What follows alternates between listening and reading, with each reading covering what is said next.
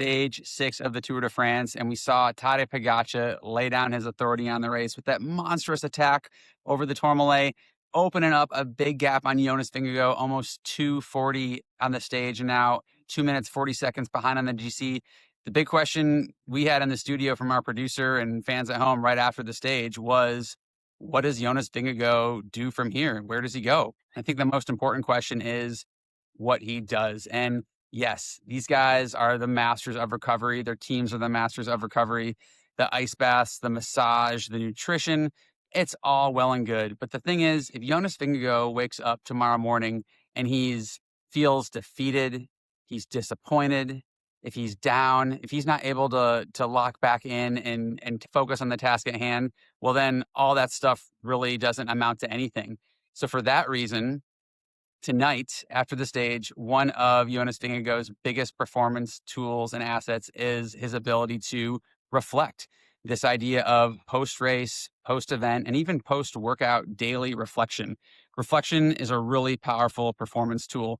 There's a number of really solid performance psychology studies over the past 20 years that actually show that it is a differentiator when we talk about professional and world-class athletes and compare them to recreational and amateur athletes. The professional athletes' ability to and execution with deliberate reflection and processing, learning from their competition, learning from training, learning from their mistakes, that is one of the differentiators. And look, these guys at the Tour de France, they are all good at this by virtue of it. Every day for 21 days, you don't have a lot of time to dwell on it. And it's so absolutely critical to process this, reflect on it, and work through it so you can move on and get back to giving your best the next day. So what does that look like? Well, it's pretty basic. It's asking and working through questions that are predictable and repeatable that you've already done before, like what went well today, what didn't go well, or what did you learn?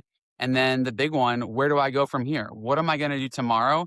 Particularly, what am I going to do tomorrow that's in my control? And there's a lot of powerful benefits of doing this reflection.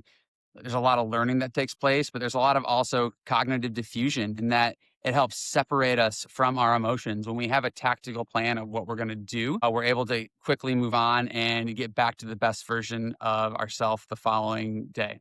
For me in my career, post-event reflection was something that I really had to evolve and grow through. I definitely spent a lot of races throughout my career, especially early in my career, where I was hanging on to that emotional and mental weight and depletion of energy from the previous day. And, looking back on it now, it's so easy to see that that just wasn't serving me. It wasn't effective, but I'm proud of also how I evolved that process through my career.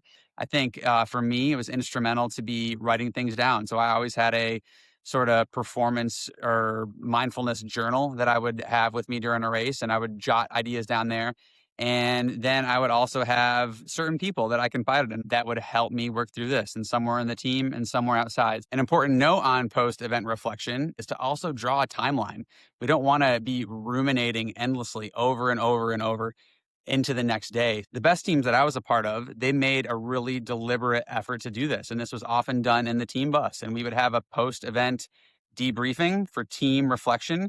And it was a safe space. But when you walk out of that bus, then the team reflection and team debriefing is done.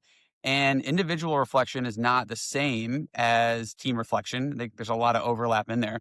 But it's important that we do the same with our individual reflection. So creating some deliberate time and space for it. Who's part of our individual team that is going to help us do it? When is it starting? Is it starting immediately after the stage, or are we going to let ourselves cool down first?